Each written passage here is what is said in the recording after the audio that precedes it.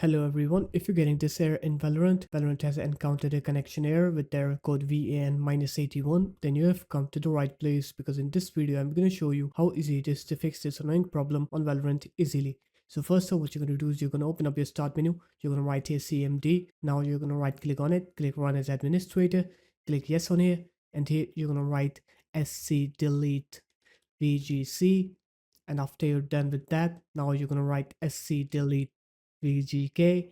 So once you're done with deleting both of those files, now what you're going to do is you're going to go ahead and restart your computer. And once you're done with the restart, now you're going to open up your Explorer. You're going to go to your C drive, go into program files. Here you should have the folder called Riot Vanguard. Just delete this folder from here. If for some reason you can't delete this folder, you may have the Vanguard anti-cheat running in the background. So just come here, close the Riot Vanguard anti-cheat if it's running here.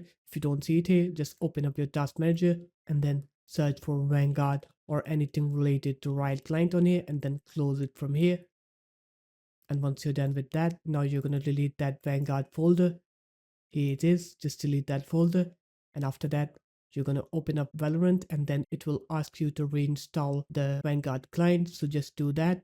And once you're done with reinstalling the Vanguard client, now you're going to open up your start menu again. You're going to write here run and then you're going to write services.msc.